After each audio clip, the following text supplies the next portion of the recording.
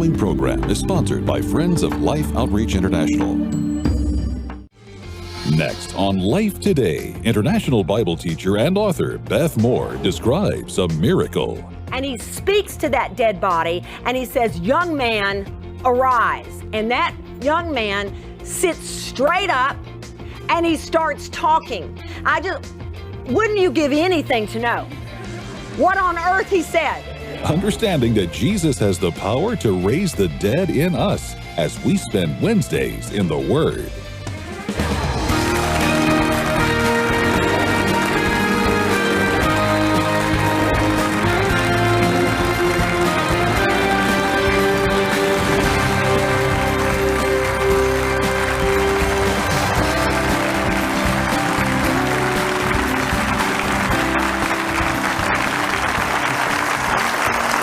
Thank you. You make us feel welcome, and we welcome you to Life Today. I'm James Robertson. My wife Betty and I are thrilled to present Beth Moore, and she is teaching Delivered from the Tomb. But Betty, she's actually talking not only about resurrection power, she's talking about the delivering power of God, where people are assaulted and trampled and defeated, and how you can overcome. And you're going to really be blessed by it. I do want to point you to something that I think is really, really important. I want you to listen up. I've just told the audience here. Can you remember this? Or just get something to write it down, just lowercase letters, no capitals. Stream.org, O-R-G, stream, like a river, like a stream. I want you to go there. I want you to go there in prayer, but I want you to go there every day. You're going to get inspiration, but you're also going to get enlightenment. And you're going to get, I believe, the knowledge and understanding of the times so that we not perish for the lack of the knowledge of the truth that transforms. Go stream.org. Make it a part of your daily prayer time. You're going to get the inspiration that's going to bless you, but you're going to get a whole lot of education, you might say, about what's actually going on and why certain things are far more important than most people have been led to believe. Here is Beth Moore. Would you please welcome our wonderful friend, Beth Moore. Here she is.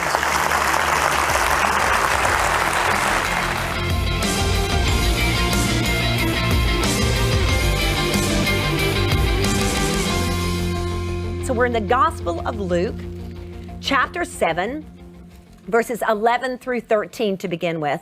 Soon afterward, he, this is Jesus, went to a town called Nain, and his disciples and a great crowd went with him. As he drew near to the gate of the town, behold, a man who had died was being carried out, the only son of his mother, and she was a widow, and a considerable crowd from the town was with her. When the Lord saw her, he had compassion on her and said to her, "Do not weep." Now, I want you to only go that far for now, and let's see if we can find ourselves in this scene. As much as this scene may hurt, let's go here to see if we can get some ministry of Jesus into our hearts. Let's set the stage for what has happened here. Jesus is with a crowd of his own. They are coming into what is a very small town. And as they come into the small town, coming out of the gate is a funeral procession. Now, in those days, the person that is grieving would be esteemed, or those grieving the most would be esteemed in such a way to be toward the front of the caravan of people, closest to the body, of course.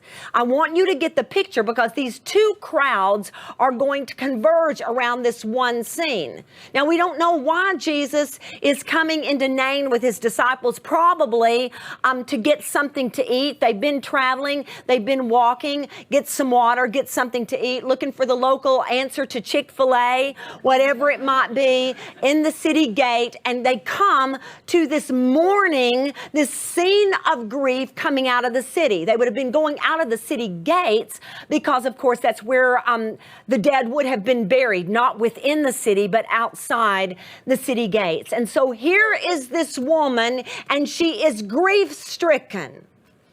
And before we ever get to the loss of her son, let's make sure that we understand that she is a widow. So I want you to imagine she has gone through this loss, and now she has her only son, who many commentators will say would have been her only means of livelihood. And I get that entirely, because certainly it would have been. This would have cut her off from provision. It would have placed her into a kind of poverty we can't even wrap our minds around in our present culture. All of that is true. But I want to say to you, I'm not sure that was what was on her mind that particular day. That would have come. That was on other minds. What will she ever do? Maybe she thought that. But I'm going to say that, see, in those days, they were buried almost immediately because of the heat. So this didn't go on with all this manner of embalming for very long. It was a very quick process. So before this woman could even get her mind around what had happened, she was in a funeral procession for her son. And I think right then, she could not even get past the fact that she was trying to put one foot in front of the other. I wonder if somebody is going through a season right now where you can barely put one foot in front of the other. A surreal situation. The woman must have been thinking, this cannot be. This cannot be.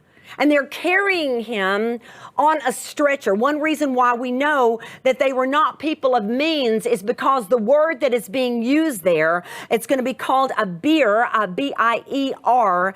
And as you see it in the scriptures, understand with me, that is not a Budweiser. Somebody?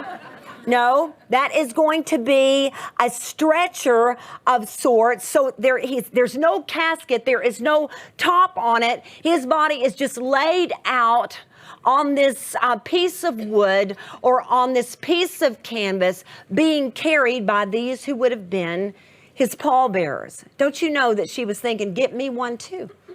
Anybody ever thought that? You might as well just roll me up another casket. I'll never forget, I say this if you can grin with me back and forth just a little bit in a lesson about excessive sorrow. I'll never forget when my mother was being buried, the day that we had her funeral, and we'd gotten to the funeral home a little bit early. Of course, we were the family.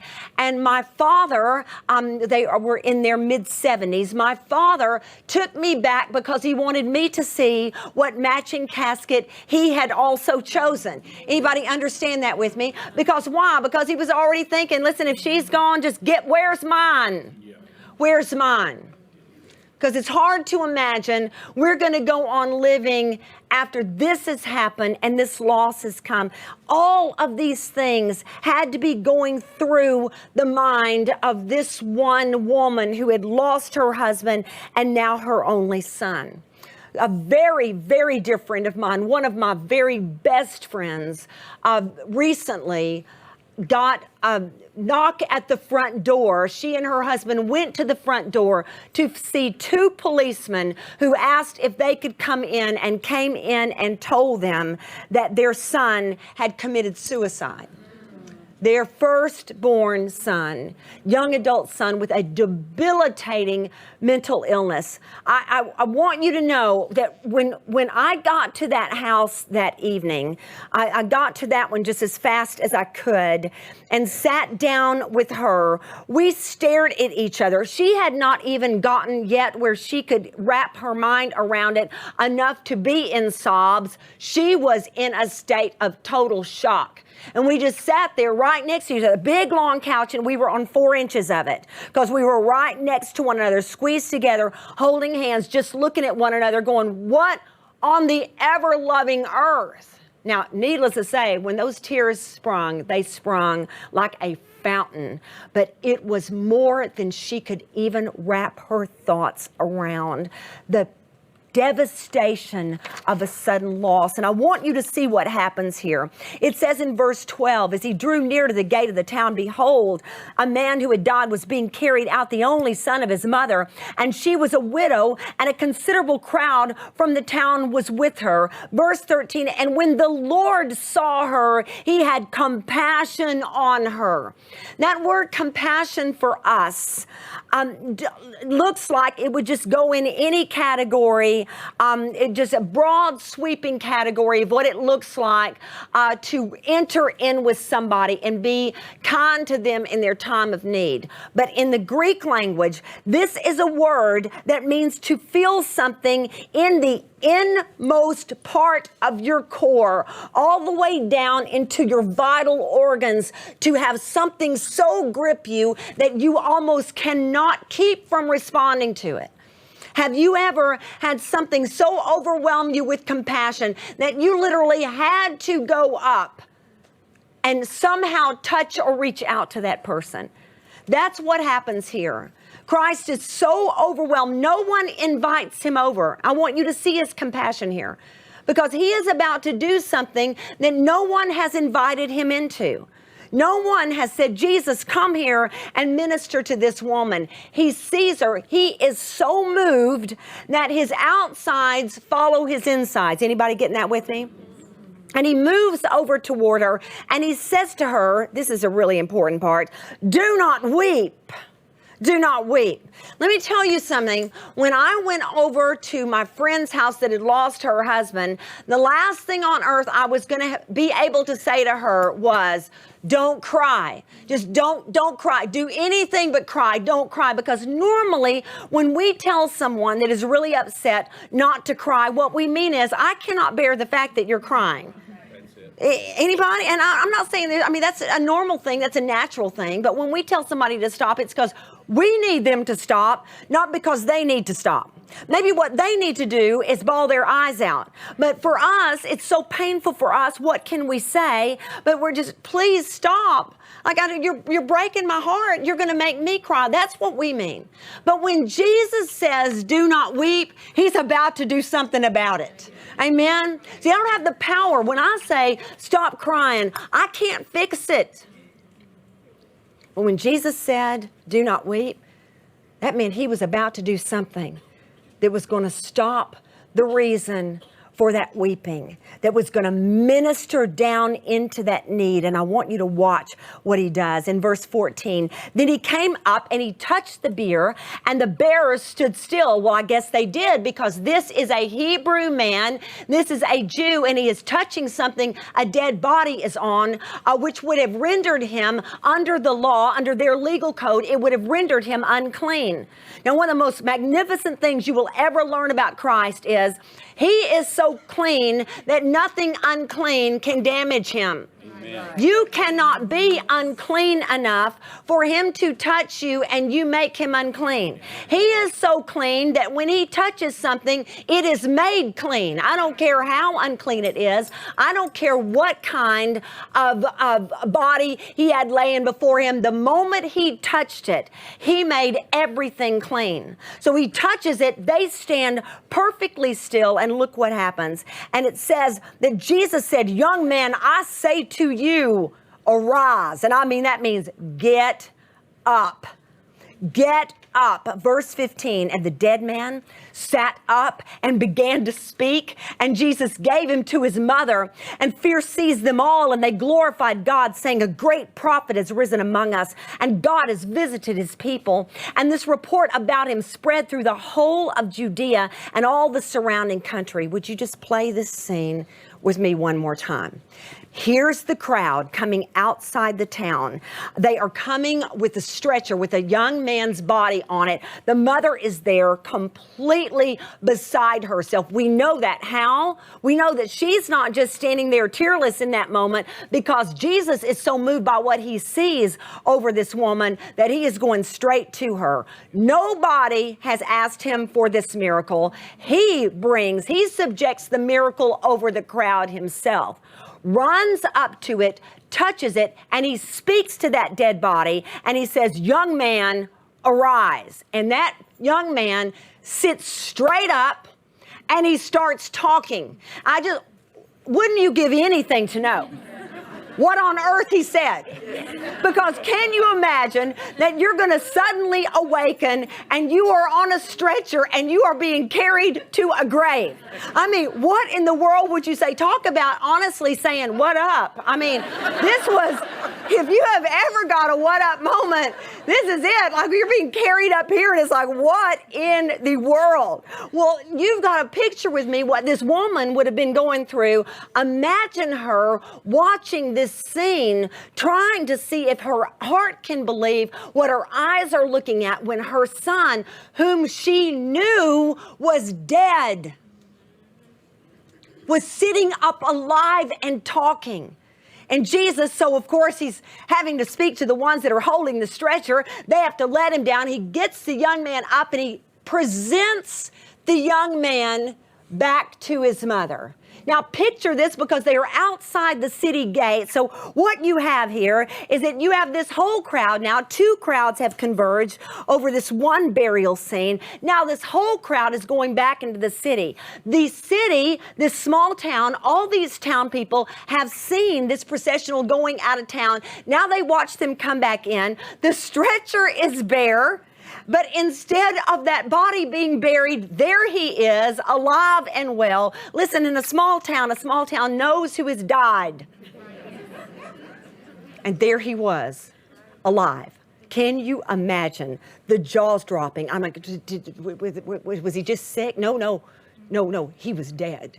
He was dead. After whatever kind of celebration there must have been, imagine what went on in that city. At some point or another, that mother and that son would have gone back to their home. And it's like, imagine, please go there with me, what it was like for the two of them to sit and stare at one another. Like, did you see that? Well, no, I didn't see it, but you saw it. I mean, tell me what was going on all around. I'd be like, what happened to me? I mean, can you even imagine? Don't you know that when he closed his eyes that night, I'm just speaking as a mother of young adults, if it had been me, when my child closed his eyes that night, I'd have just sat there and stared at him. I'd have taken his pulse all night long. I'd have felt of his hand all night long. And I might have awakened him and gone, no, don't you dare shut those eyes. Don't you dare shut those eyes. Can you imagine what this would have been like for them to live through? And you know, that young man, our understanding of what would have been the normative experience, because Jesus had raised him from the dead, it could be our assumption that probably he lived to bury his own mother. And don't you know that when that processional went out and it was reversed in the way we would want it to be, in the natural realm of things to us, it should be that the young bury the old, not the old bury the young. And in that normative situation, don't you know, as they were walking out in that processional to bury his own elderly mother, what he must have thought about that Jesus who came up and touched that stretcher. What in the world do you do with that? I'm going to tell you something today. You may say, Beth, he's not very likely going to raise the dead in my life. You know what? I see that, but he can raise up what is dead in you. That I promise you. Jesus has come to touch that stretcher that you're on. Oh, yes, he has.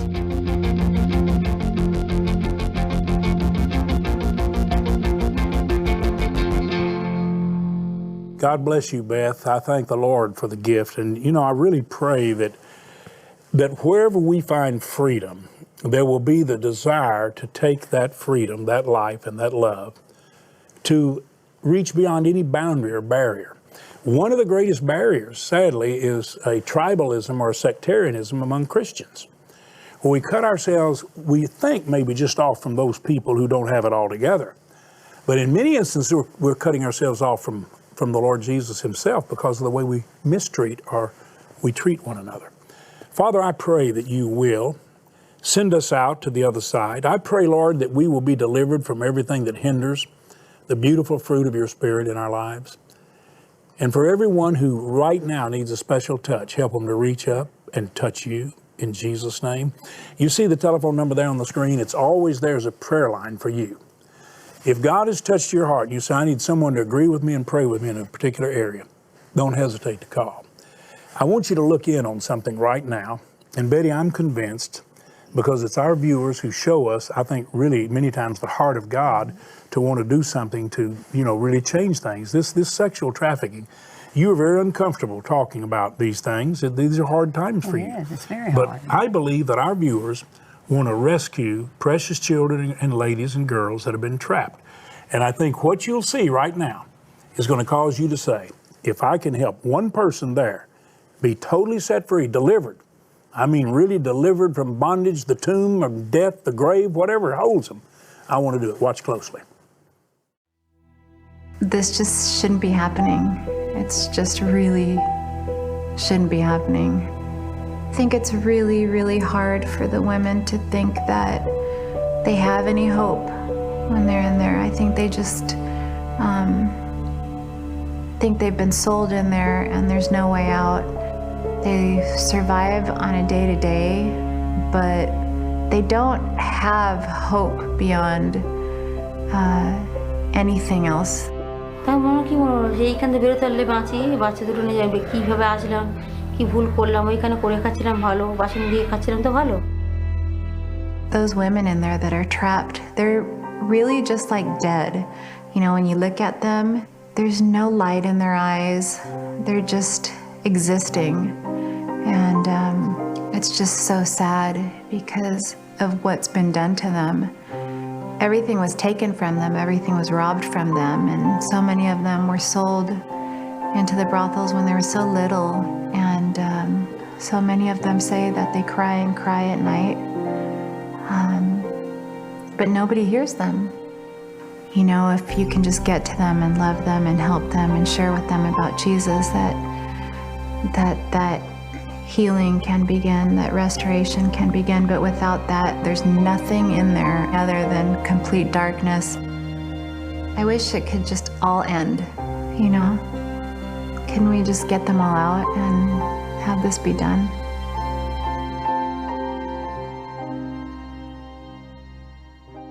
Well, we're the answer. You didn't see that woman's face because we couldn't let you see who she is. It would have created even greater problems for her.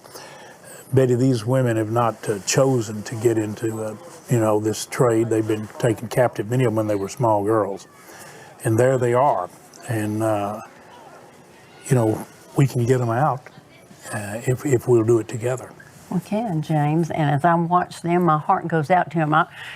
As a mother and a grandmother, I want to go put my arms around them. I want to wipe their tears. I want to put light back in their lives and their eyes again. And God can do that.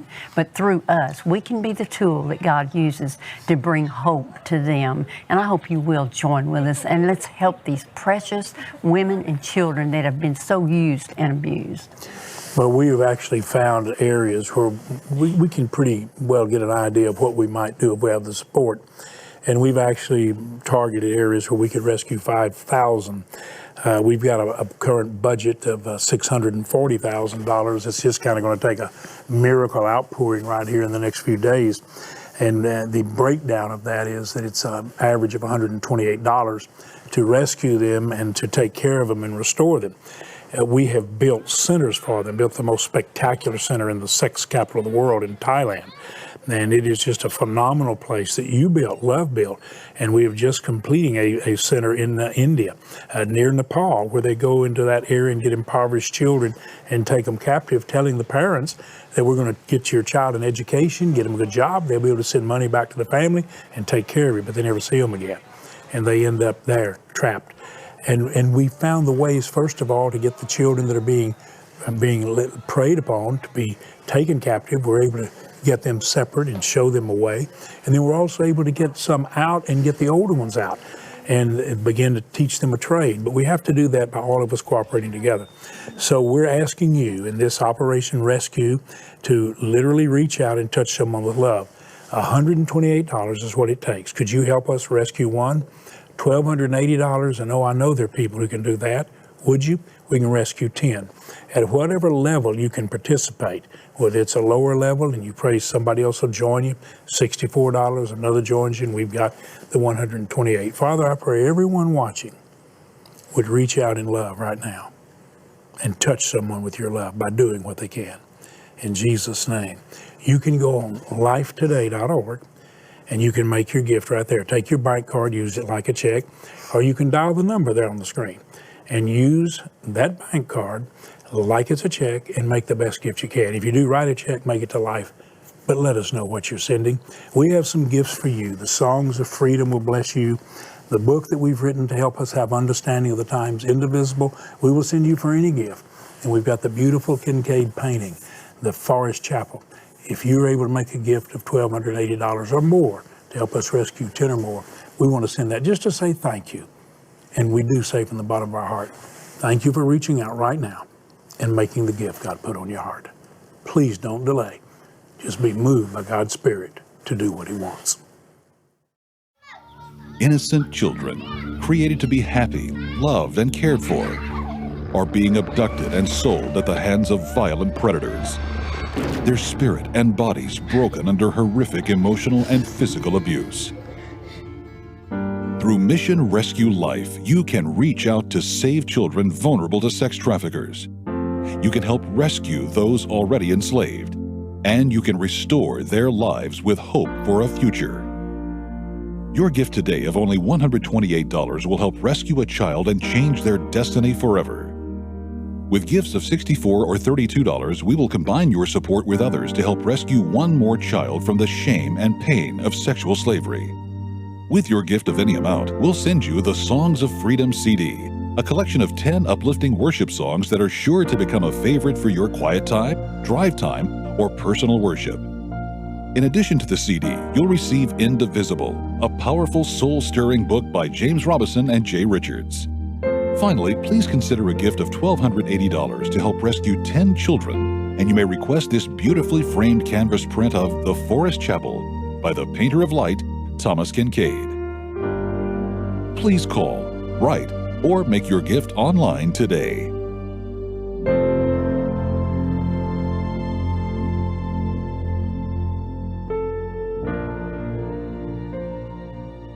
We're going to be sending Songs of Freedom, and boy, that's what we are offering to these precious captives, slaves, literally held in bondage, but they can be set free, and that's what we do with love. Indivisible. Governor Huckabee says if you read this book and grasp the truths, it can no longer be said, my people perish for lack of knowledge. Please get understanding of the times. That's what we're trying to help you do with the stream, stream.org. I hope you'll go there every day. And I want to thank you for helping us rescue precious children and women from sexual trafficking and bondage. Thank you for that. Thank all of you for being here. God bless you. Tell your friends to watch Life Today and share Life Today.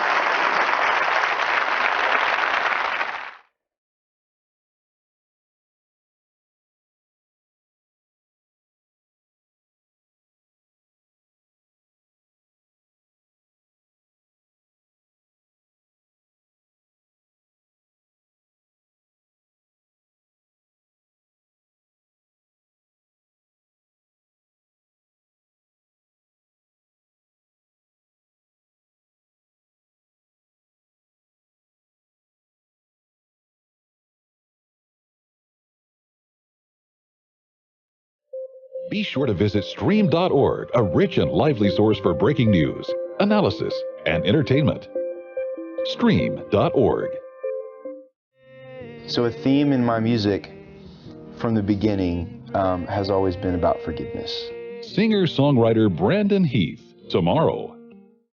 Life Today is made possible by the supporters of Life Outreach International. Your gift will be used exclusively for the exempt purposes of life. The ministry features specific outreaches as examples of the programs it supports and conducts. Gifts are considered to be without restriction as to use unless explicitly stipulated by the donor. The ministry is a member of the ECFA.